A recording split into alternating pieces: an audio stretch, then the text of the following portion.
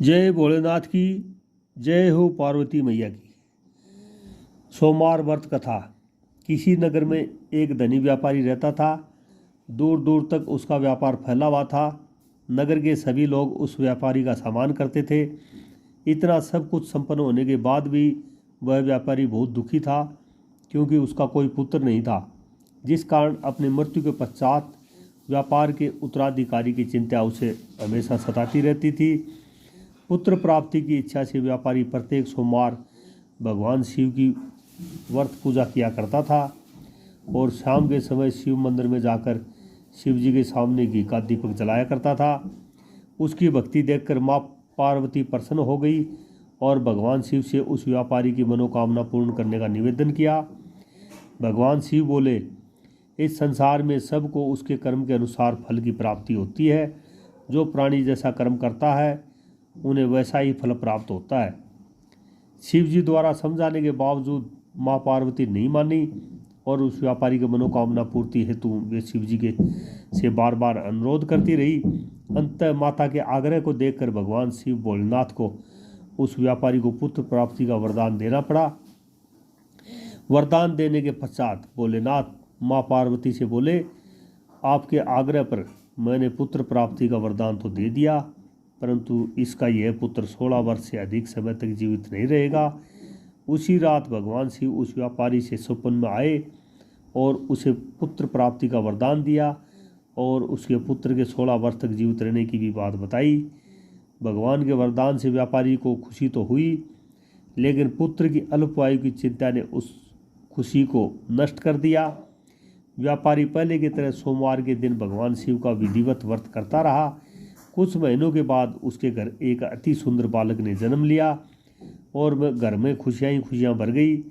बहुत धूमधाम से पुत्र जन्म का समारोह मना गया, परंतु व्यापारी को पुत्र जन्म की अधिक खुशी नहीं हुई, क्योंकि उसे पुत्र की अल्प आयु के रहस्य का पता था।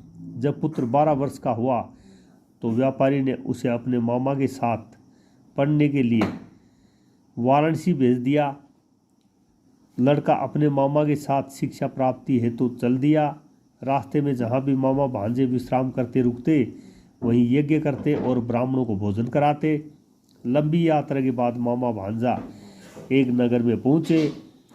उस दिन नगर के राजा की कन्या का विवाह था, जिस कारण पूरे नगर को सजाया गया था। निश्चित समय पर बारात आ गई, लेकिन वर का पिता अपने बेटे के एक आंख से काणे होने के कारण बहुत चिंतित था। उसे भय था कि इस बात का पता चलने पर कहीं राजा विवाह से इनकार न कर दे, इससे उनकी बदनामी भी होगी। जब वर के पिता ने व्यापारी के पुत्र को देखा तो उसके मस्तिष्क में एक विचार आया। उसने सोचा, क्यों न इस लड़के को दूल्हा बनाकर राजकुमारी से विवाह करा दूं। विवाह के बाद इसको धन देकर विदा कर दूंगा और राजकुमारी को अपने नगर ले जाऊंगा। वर के पिता ने लड़के के मामा से इस संबंध में बात की। मामा ने धन मिलने के लालच में वर के पिता की बात स्वीकार कर ली। लड़के को दूल्हे का वस्त्र पहनाकर राजकुमारी से विवाह करा दिया गया। राजा ने बहुत सारा धन देकर राजकुमारी को विदा किया। शादी के बाद जब राजकुमारी से साथ लौट रहा था तो वह सच नहीं छिपा सका और उसने राजकुमारी के ओढ़नी पर लिख दिया, राजकुमारी, तुम्हारा विवाह मेरे साथ हुआ था। मैं तो वाराणसी पढ़ने के लिए जा रहा हूँ और अब तुम्हें जिस नवयुवक की पत्नी का बनना पड़ेगा वह एक आंख से काना है। जब राजकुमारी ने अपनी ओढ़नी पर लिखा हुआ पढ़ा तो उसने काने लड़के के साथ जाने से इनकार कर दिया। राजा को जब ये बातें पता लगी तो उसने राजकुमारी को महल में ही रख लिया। उधर लड़का अपने मामा के साथ वाराणसी पहुंच गया और गुरुकुल में पढ़ना शुरू कर दिया। जब उसकी आयु 16 वर्ष की हुई तो उसने यज्ञ किया। यज्ञ की समाप्ति पर ब्राह्मणों को भोजन कराया और खूब अन्न वस्त्र दान किए। रात को वह अपने शयन कक्ष में सो गया। शिव के वरदान के अनुसार शयन अवस्था में ही उसके प्राण पंखे उड़ गए। सूर्योदय पर मामा मर्त भांजे को देखकर रोने पीटने लगा। आसपास के लोग भी एकत्रित हो गए और दुख प्रकट करने लगे। लड़के के मामा के रोने विलाप करने के शोर समीप से गुजरते हुए भगवान शिव और माता पार्वती ने भी सुने। माता पार्वती ने भगवान से कहा, प्राणनाथ, मुझे इसके रोने के शोर सहन नहीं हो रहे, आप इस व्यक्ति के कष्ट को अवश्य दूर करें। भगवान शिव ने पार्वती के साथ आदर्श रूप में समीप जाकर देखा तो भोलेनाथ माता पार्वती से बोले, ये तो उसी व्यापारी का पुत्र है जिसे मैंने 16 वर्ष की आयु का वरदान दिया था। इसकी आयु पूरी हो गई है। माँ पार्वती ने फिर भगवान शिव से निवेदन कर उस बालक को जीवन देने का आग्रह किया। माता पार्वती के आग्रह पर भगवान शिव ने उस लड़के को जीवित होने का वरदान दिया और कुछ ही पल में वह जीवित होकर उठ बैठा हो गया। शिक्षा समाप्त के लड़का मामा के साथ अपने नगर की ओर चल दिया। दोनों चलते हुए उसी नगर में पहुंचे जहां उसका विवाह हुआ था। उस नगर में भी यज्ञ का आयोजन किया गया। समीप से गुजरते हुए नगर के राजा ने यज्ञ का आयोजन देखा और उसने तुरंत ही लड़के और उसके मामा को पहचान लिया। यज्ञ के समाप्त होने पर राजा मामा और लड़के को महल में ले गया और कुछ दिन उन्हें महल में रखकर बहुत सा धन वस्त्र आदि देकर राजकुमारी के साथ विदा कर दिया। इधर भूखे प्यासे रहकर व्यापारी और उसकी पत्नी बेटे की प्रतीक्षा कर रहे थे।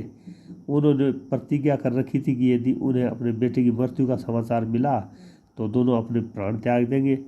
परंतु जैसे ही उसने बेटे के जीवित वापस लौटने का समाचार सुना तो वह बहुत प्रसन्न हुआ। वह अपनी पत्नी और मित्रों के साथ नगर के द्वार पर पहुंचा। अपने बेटे की विवाह का समाचार सुनकर पुत्र बधू राजकुमारी को देखकर उसकी खुशी का ठिकाना नहीं रहा।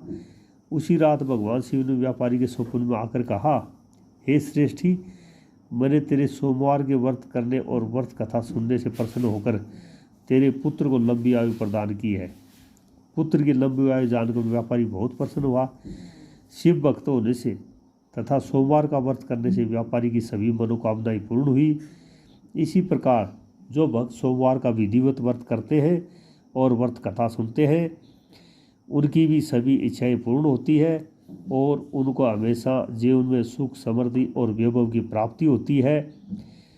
तो जो भी भक्त शिव जी का व्रत अच्छे ढंग से विधिवत करता है उनको इसी तरह से जीवन में खुशियाँ मिलती रहती हैं। बोलिए जय शिव शंकर भोलेनाथ की, जय पार्वती की।